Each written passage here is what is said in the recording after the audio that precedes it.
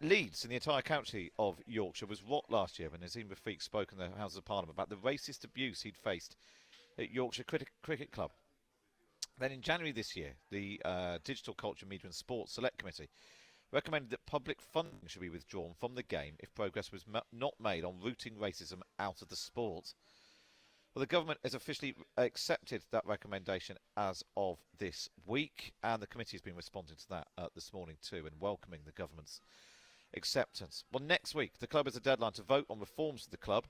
If it fails to implement the reforms, it will lose its right to host international matches, which could ultimately lead to its bankruptcy. Well, let's speak now to Azeem Rafiq and get his take on what's happened since his explosive appearance in Parliament. Morning, Azeem. Morning, buddy. You all right? I'm very good. I'm very good. It's nice to have you with us. I mean, first of all, I just wondered what you've made of looking back on when you appeared in front of those MPs, and it was extraordinary testimony. It was shocking and surprising, and yet unsurprising and depressing, all rolled into one. What have you made of the response since? Do you feel like it was worth it, you going through all of that? I'm not too sure at this stage, to be honest. I think we will find out whether it was all worth it in a few years' time, really. But I think the initial response from cricket, it saddens me a little bit, to be honest. Cricket, still feel a lot of leaders within cricket feel like this is not as big an issue as it's been made out to be, as by some words of some of the leaders. But outside of cricket, I think there seems to be a lot more support. And as you can see by the government's response this morning, a lot of people are on the same page. Do you think that the Yorkshire Cricket Club itself has sort of dug itself into a bit of a hole? I mean, there's even talk of dissolving the club and starting again. Do you think that's a good idea? No, I mean, look, Yorkshire County Cricket Club, since Lord Patel's took over, is trying very hard to move in the right direction. I actually feel Yorkshire are ahead of most of the other counties because they've accepted the problem. Obviously, the old guard and several people are trying to block some of them changes, but hopefully the members are going to do the right thing on the 31st, and the club's going to move into a new future. It's a weird thing, isn't it? Because Yorkshire, it's cricket and Yorkshire County Cricket Club as a great institution. It's not just a sort of a business, is it? People have such an affinity with it, a loyalty to it, and yet the people who've been running it, the custodians of that great institution, have just let it down. And that's what it is. It's not my Yorkshire County Cricket Club. It's not the people that was in the offices. It's not their Yorkshire County Cricket Club. It's everyone's. They were just the custodians of it, and unfortunately, they didn't run it in the right manner. And it's something that will obviously be remembered for a long time. But it's really important now that we've got good leadership in place, and we hold them to account. We challenge them, but also we support them into moving in the right direction. And how has all this affected you personally? It was extraordinarily honest account of what had happened to you. We don't need to go. I mean, maybe it's okay if you want to repeat it, but we don't need to go over everything that you went through, the abuse you received over a long period from your teammates, and it just seemed to have been tolerated at the club.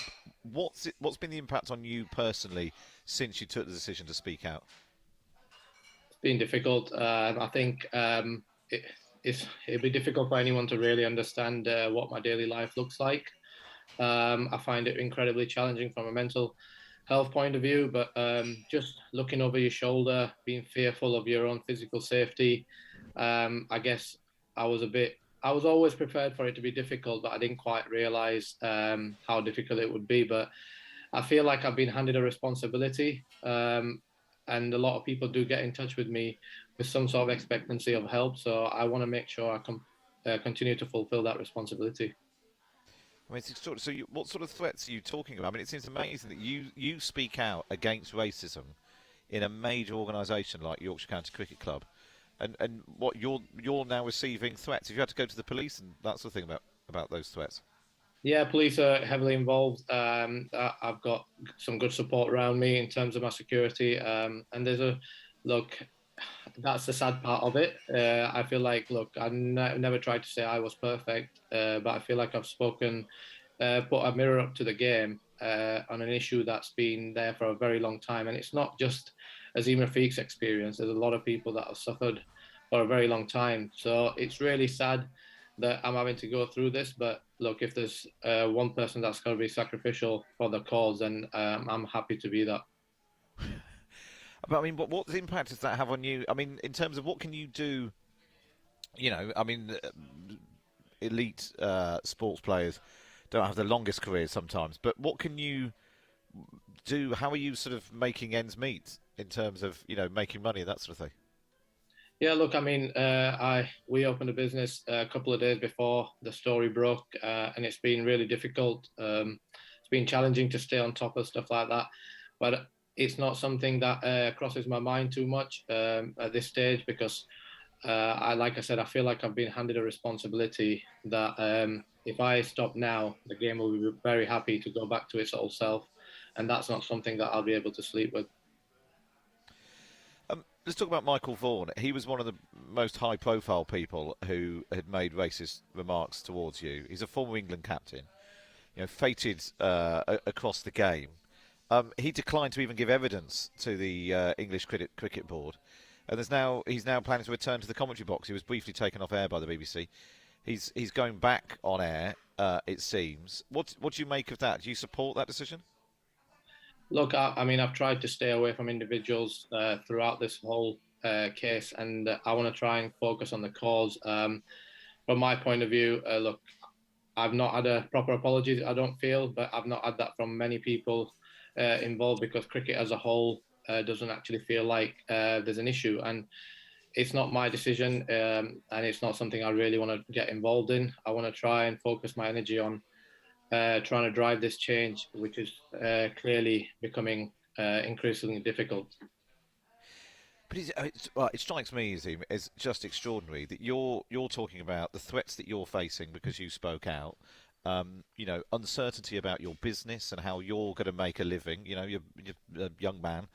You've got a long time ahead of you, and yet Michael Vaughan, who is accused of saying there were too many of you lot to a group of Asian players back in 2019. Repeat, these allegations against him, and he's the one who gets put back on air by the BBC. I mean, from my point of view, as a sort of independent bystander, this seems extraordinary. Yeah, look, I mean, like I said, I'm having to navigate a hell of a lot as we stand. There's obviously an ECB investigation ongoing, and that will come to its conclusion at some point. I've just got to try and make sure that I don't allow this cause to be sort of diverted by individuals. I want to try and concentrate on the cause and make sure I keep challenging the leadership within the game to do things that are going to bring organic change so no one else has to go through what I did. We should point out Michael Vaughan has denied saying anything racist, but all of your allegations are well known and on the record. What's been the response? Have you? I mean, let's focus slightly on the positive. Have you experienced people coming forwards and thanking you for speaking out in this way? Would you urge other? You're not the only Asian player to have gone through the elite cricket. Would you urge others to speak out? Is that what's needed to try and bring about this major structural change? Yeah, look, the one thing I can't thank people enough for is the support that I've received outside of the game. I've been lucky enough to be invited to a couple of events where normal people have just come up to me and just said, "Look, thank you," and that means a lot because it makes me feel like all the pain and the sacrifices are worth it because it's making a real difference to people's lives. It's difficult about other people speaking out, but what I would say is there is high-profile cricketers from South Asian background who have privately spoken about this. It really needs them to show a little bit of courage and a little bit of leadership and think outside of just runs and wickets and the impact that them speaking could have on this cause. But look, I completely understand it's a difficult situation for them and they've got to make their own decisions. And just in terms of Yorkshire County Cricket Club, going right back to the beginning, you had such an awful time there. You wanted to play cricket; it was your dream to play cricket. To play it for Yorkshire County Cricket Club is the dream of lots of young cricketers. What would you like to see ultimately happen? You've got Lord Patel. He's been brought in to reform the club. He's trying to push through these changes. Various people seem to be trying to derail this plan.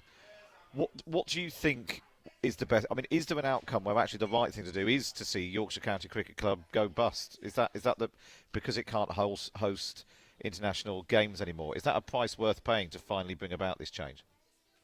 Well, I mean, look, I'm hopeful the members are going to do the right thing. I think they have a very clear choice that which side of history they want to be on, and what the club reflects.